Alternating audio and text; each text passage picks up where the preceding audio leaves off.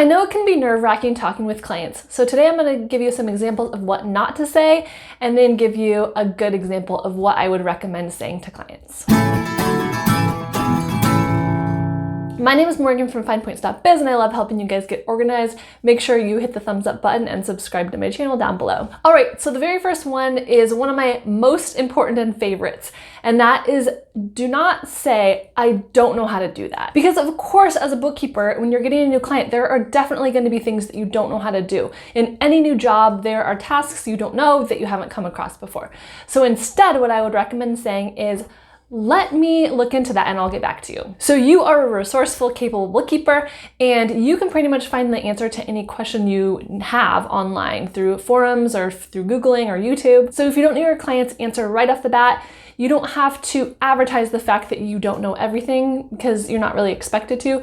So just let them know that you are going to find that out and get back to them. And in a very similar vein to that, I wouldn't recommend saying, I've never done that before. So again, of course, you have never done things before, but I would word it just a little bit differently. Like maybe say, you know, I haven't had a client with that particular situation, but I'll definitely figure it out for you. So I have a couple of videos on interviewing with new clients, what to say to clients, how to not be nervous around clients, and how to interview in a professional way. So I'm going to link all those videos down below for you that you can check out, because that definitely goes hand in hand with this. Because a lot of your nervousness is probably coming from the fact that you feel like you might not know all of the answers to the questions that will be thrown at you. So some of these answers and alternative answers are going to help you out. All right, the third thing not to say is a flat out no. And of course, I'm always going to tell you to have good boundaries with your clients, but I think just phrasing it in a different way is going to go a long way for you. You'll sound a little bit more professional if you say something like, that's not a service that we're providing right now, but I can help you with this,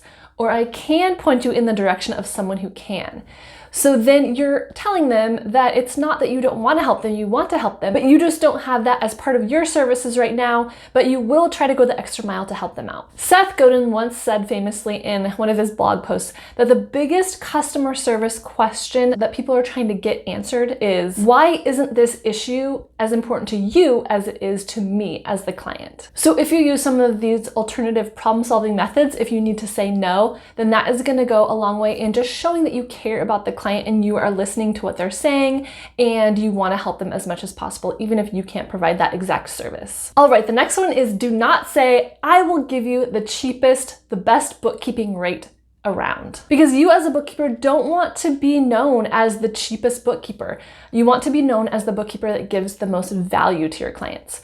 So a way to phrase that instead is first, let them know how much it would cost them to hire a full-time employee as a bookkeeper. So that's going to cost them like from $40,000 to $50,000 or more $1,000 per year, plus then they'd have to pay benefits to that employee. So right off the bat, that frames it in a large amount that they know that they're not going to pay, and then just explain to them as you as a contractor are very specialized and can get the work done very quickly and efficiently, so they're going to pay you much fewer hours per week. And as I've mentioned in other videos, the more that you can have a niche and be really specialized in your industry, the more you can charge as well. So you can let your client know that you have done this a bunch of times. You know, you've done the same type of work for many clients and you really know the ins and outs of that business. So that's why you are efficient and you're bringing them value, and you're going to be able to see problems in their business that another bookkeeper wouldn't be able to see and communicate clearly to them those issues. All right, and the next one has to do with the fact if there's some kind of issue that you guys are dealing with and you're going to give your client some kind of compensation or special deal.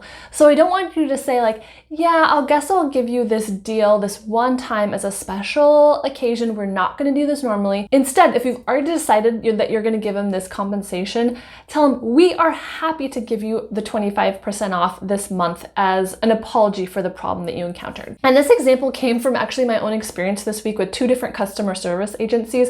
So one of them was actually Bookkeeper Launch, and I'm going to do some videos about that. So look in the description box if you haven't seen those yet. They have amazing customer service, and I asked for something that they were going to give me for free, and they were like, yes, we're totally happy to do that. Like they didn't even think twice. And I was like, wow, that's awesome. Like she just seemed so happy to be pleasing me, basically. She didn't qualify it with, oh, we can just do this one time, but it was just a really good customer service experience. And then alternatively, the bad example was I had a problem with my grocery delivery this week, and they were gonna give me a $25 gift card for my troubles. And the person went on and on about, oh, we can only do it this one time. We've had a lot of system issues this week. And she just kept going on so that I wouldn't expect to get this compensation every week. And it was really something that they were giving me to say, I'm sorry.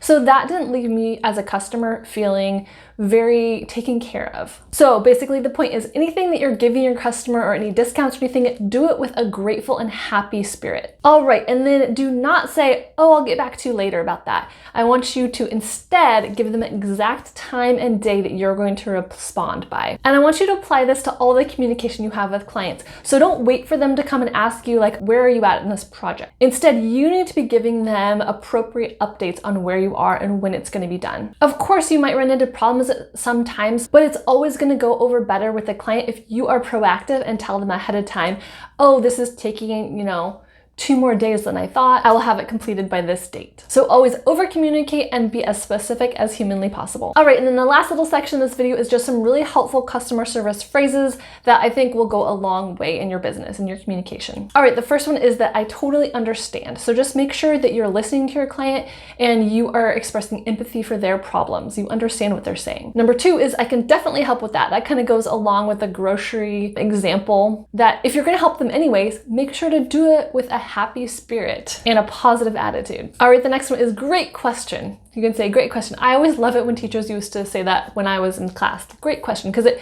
just gives you a little bit of affirmation right away. And then sometimes people, they don't always want to ask questions and they feel kind of dumb asking questions. But if you say great question, it really shows you're listening and that you are positively engaged and affirming them. All right, and then the last 2 are what are your pain points and how else can I help you? So you just want to do anything you can to really be listening again to that client, and they are going to have the best experience with you and have the best impression of you if you are listening to them and if you are identifying their pain points and providing them with solutions. And then of course, once you have an interview or an interaction with someone, or if you hire a new client, always send them a follow-up email, a thank you email with specific, information about what you guys talked about. And then also I used to send my clients a little postcard after they hired me and just said something like, oh, I'm excited that we're working together. So that's just something kind of interesting because I feel like people don't send things through the real mail much anymore. So if you can think about little gestures like that, that is going to go a long way in your customer service. All right, thanks so much for staying to the end. Don't forget to hit this red subscribe button and check out the other videos about interviewing that might help you out. Thanks, bye.